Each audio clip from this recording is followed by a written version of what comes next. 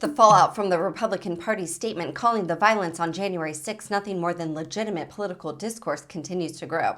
Speaking to CNN on Tuesday, former advisor to Senator Mitch McConnell, Scott Jennings, joined in on the chorus of Republican voices complaining about the circular firing squad against Representatives Liz Cheney and Adam Kinzinger. Take a look. There is this rift in the party on,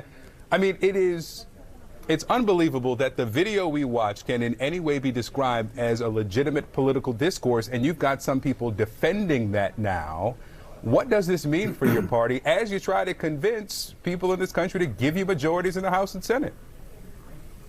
Yeah, I mean, it's a huge mistake. It's an unforced error. It's wrong. As a political, tactical matter, it's a massive distraction from what the correct political strategy would be for the Republicans right now, which should be to talk about the future, talk about the state of the country, talk about anything other than trying to justify going back in time and trying to justify something that we all saw with our own eyes on television. Where you get in trouble in politics is when you try to convince somebody they didn't really see what just happened, or they're not really feeling what they're actually feeling. And that statement, and I recognize they've tried to clean it up after the fact, God help them, but that statement did not delineate between people who were ransacking the Capitol and people who just showed up for some political speeches.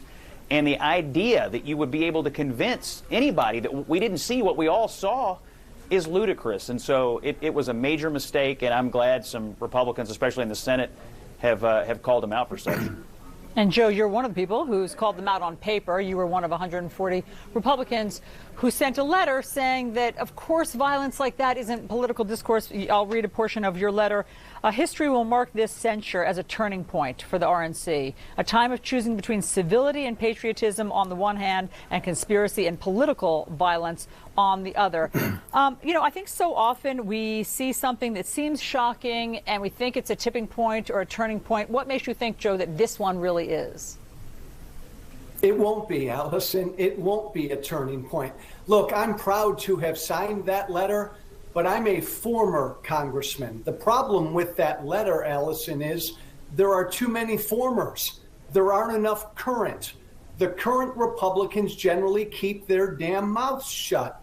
I agree with everything Scott just said, but look, there's no rift in the Republican Party. I know I sound like a broken record. The party is really unified.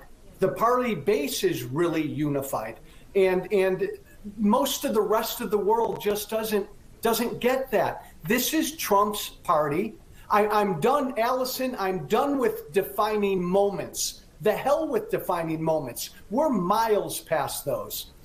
The Hill reports that on Tuesday, White House Press Secretary Jen Psaki said that the White House rejects the notion declared by the Republican National Committee that the January 6th riot at the Capitol was legitimate political discourse. Psaki told reporters, "I think it's clear to Americans that what happened on January 6th was not legitimate political discourse. Storming the Capitol and an attempt to halt the peaceful transition of power is not legitimate political discourse.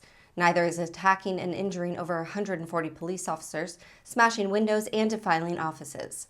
We certainly reject that notion, as we think a large number of Americans would as well," she said.